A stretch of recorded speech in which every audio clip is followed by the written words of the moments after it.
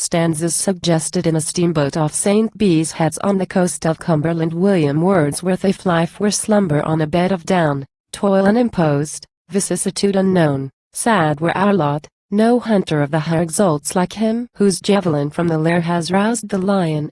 No one plucks the rose, whose proffered beauty in safe shelter blows mid a trim garden's summer luxuries, with joy like his who climbs, on hands and knees, for some rare planned, yon headland of St. Bees. This independence upon oar and sail, this new indifference to breeze or gale, this straight-lined progress, furrowing a flat lee, and regular as if looked in certainty depressed the hours. Up, spirit of the storm! That courage may find something to perform, that fortitude, whose blood disdains to freeze at danger's bidding, may confront the seas, firm as the towering headlands of St. Bees. Dread cliff of Baruth! That wild wish may sleep, vault as if men and creatures of the deep breathed the same element. Too many wrecks have struck thy sides, too many ghastly decks hast thou looked down upon, that such a thought should here be welcome, and in verse enwrought, with thy stern aspect better far agrees utterance of thanks that we have passed with ease, as millions thus shall do, the headlands of St. Bees. Yet, while each useful art augments her store, what boots the gain if nature should lose more? And wisdom, as she holds a Christian place in man's intelligence sublimed by grace? When Bega sought of yore the Cumbrian coast, tempestuous winds her holy arm crossed, she knelt in prayer, the waves their wrath appease, and, from her vow well weighed in heaven's decrees, rose, where she touched the strand, the chantry of St. Bees. Amperson quo!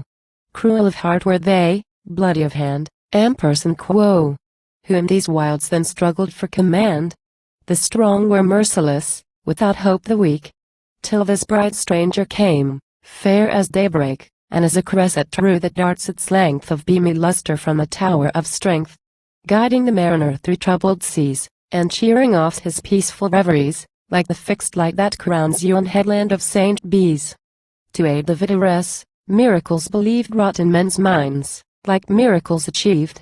So piety took root, and song might tell what humanizing virtues near herself sprang up, and spread their fragrance wide around. How savage bosoms melted at the sound of gospel truth and chained in harmonies wafted o'er waves, or creeping through close trees, from her religious mansion of St. Bees.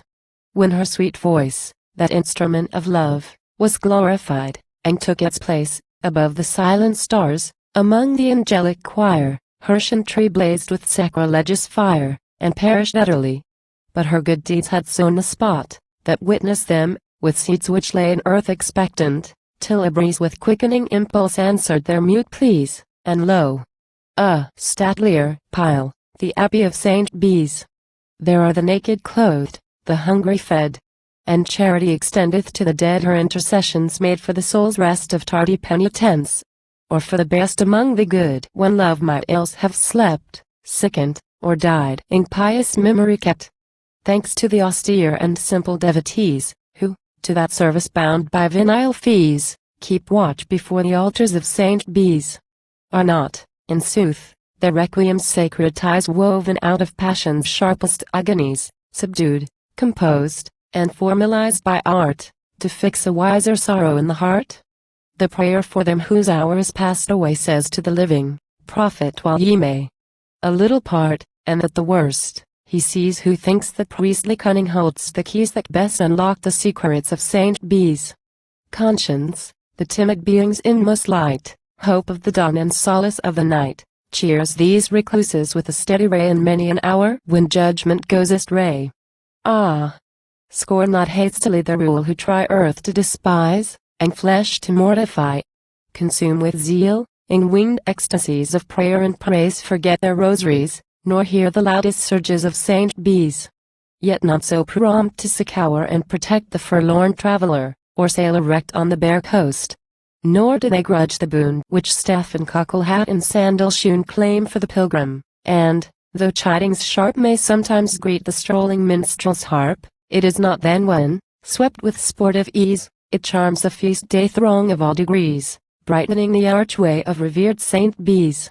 How did the cliffs and echoing hills rejoice what time the Benedictine brethren's voice, imploring, or commanding with meet pride, summoned the chiefs to lay their feuds aside, and under one blessed ensign serve the Lord in Palestine.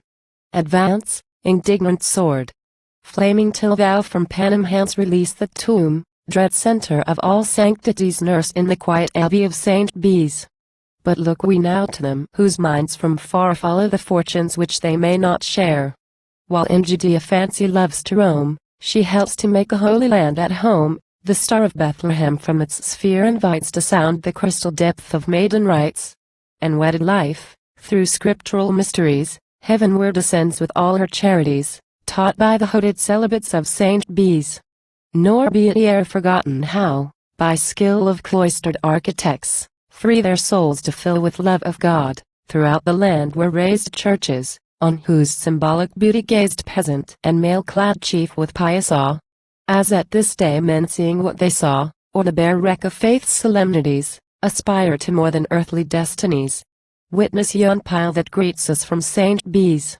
Yet more, around those churches, gathered towns safe from the feudal castle's haughty frowns, peaceful abodes, where justice might uphold her scales with even hand, and culture moved the heart to pity, train the mind and care for rules of life, sound as the time could bear.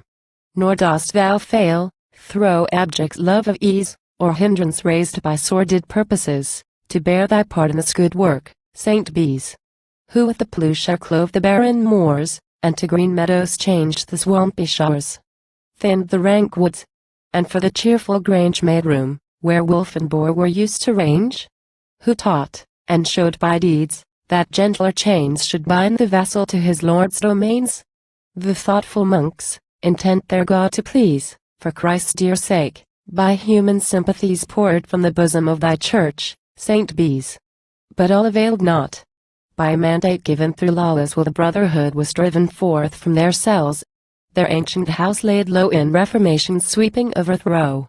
But now once more the local heart revives, the inextinguishable spirit strives. Oh, may that power who hushed the stormy seas, and cleared a way for the first votaries, prosper the newborn college of St. Bees. Alas! The genius of our age, from schools less humble, draws her lessons, aims, and rules. To prowess guided by her insight, keen matter and spirit are as one machine.